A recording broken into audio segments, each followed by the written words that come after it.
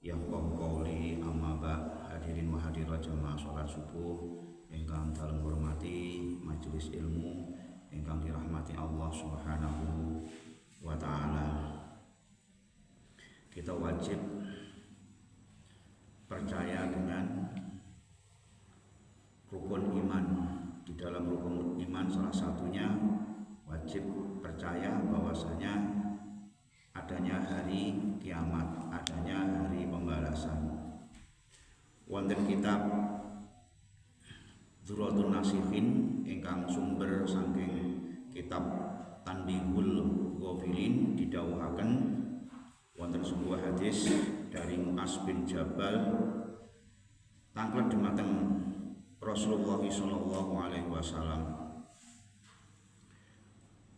tentang ketika sang kala ditiupkan pada hari kiamat nanti, bagaimana gambarannya ya Rasulullah? Wonten kitab Dzurratun Nasihin didhawuhaken Rasulullah lajeng jawab, orang-orang itu dibagi menjadi 12 golongan ketika manusia dibangkitkan dari alam kuburnya, digiring ke bahasa Jawa pun ora-ora maksa, padang maksa. Golongan sing nomor 1 yaitu dibangkitkan dari kuburnya tidak bertangan dan tidak berkaki, boten gadah tangan, boten gadah kaki. Lajeng napa sebabipun? Sebabipun inggih punika kanten wedal gesangipun wonten alam dunya boten saged rukun kaliyan tangga. Seneng nyakiti atine tangga, ora njaga perasaane tangga. Niki mangke wonten dinten yaumil mahsyar niku dibangkitkan saking alam kubur, digiring ten ora-ora mahsyar dalam keadaan boten gadah tangan, boten gadah sikil. Nggih niku diperkuat wonten Al-Qur'an surah An-Nisa ayat 36 mangke kita bahas bersama dengan tiga mangke Al-Qur'an pun. Golongan kang nomor 2 dibangkitkan dari alam kuburnya rupanya seperti binatang babi. Napa sebabipun ya Rasulullah? Rasulullah menjawab, karena meremehkan sholat. Ketika muadzin, Pak Sumiran, Mas Azhar dan yang lainnya hayya sholat, lebih mengutamakan urusan dunia, mengulur-ngulur sholatnya, mentakhirkan sholatnya, gampang sholatnya. Dan ini gambarannya nanti, rupanya nanti ketika hari kiamat dibangunkan dari alam kubur, wajahnya seperti binatang babi. Jadi dasaripun nggih menika surah Al-Maun ayat 4 sampai 5. Golongan nomor 3, orang-orang yang dibangkitkan dari alam kuburnya dalam keadaan perutnya penuh dengan ular dan kalajengking, ketonggeng. Napa sebabipun? Sebabipun inggih menika tiyang ingkang boten ngedalaken zakat bagian harta yang dimilikinya. Maka hidup ini memang pilihan dan juga hidup ini ada tanggung jawab di hadapan Allah Subhanahu wa taala. Inggih menika didasari surah At-Taubah ayat 34. Lajeng golongan ingkang nomor 1 inggih menika ketika dibangunkan dari alam kubur, mulutnya mengalir darah dengan penuh nanah. Napa sebabipun? Sebabipun inggih menika tiyang kala wau dusta di dalam jual beli atau dalam urusan apa saja di dunia ini, yaitu tidak bisa dipercaya omongannya. Dasare napa? Surah Al-Imran ayat 77. Lajeng golongan ingkang nomor gangsal ketika dibangunkan dari kubur, ketika yaumil mahsyar mangke wonten sekelompok golongan badannya itu bengkak, bau busuk. Napa sebabipun? Sebabipun inggih menika berbuat maksiat secara sembunyi-sembunyi,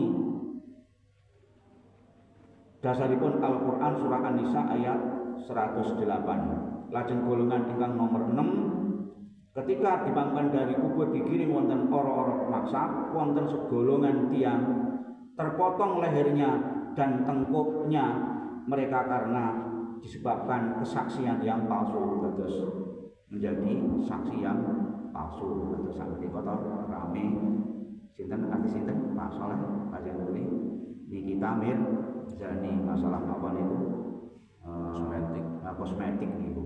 Nah inilah kita sama-sama ngaji bareng ngaten iki kesane perso bahwasanya apa yang diperbuat di dalam dunia nanti ada pertanggungjawaban di hadapan Allah Subhanahu wa taala.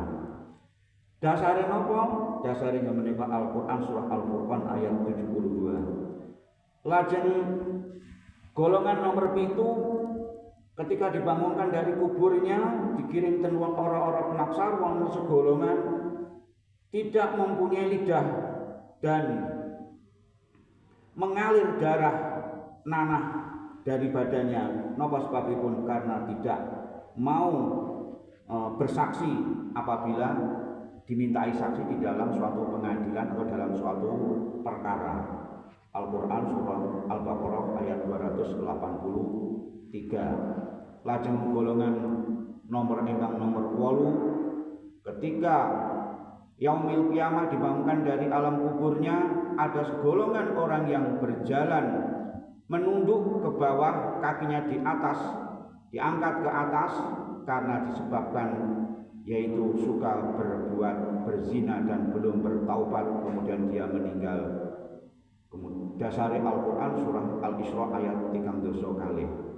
Golongan ingkang nomor 9 inggih menika ketika dibangunkan dari kuburnya apabila sudah datangnya hari kiamat dan dikirim wonten yaumil mahsyar, wonten sekelompok golongan manusia berwajah hitam, bermata biru, perutnya penuh dengan api karena disebabkan memakan harta anak yatim. Al-Qur'an surah An-Nisa ayat 11.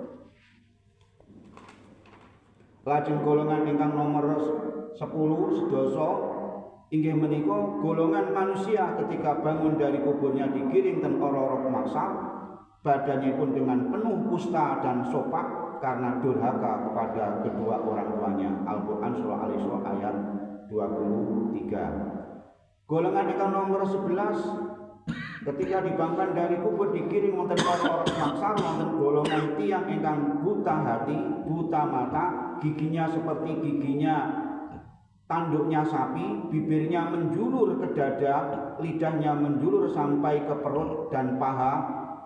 Napa sebabipun? Golongan tiang kala wau keranten minum khamr atau minuman yang dilarang kalian Allah Subhanahu wa taala.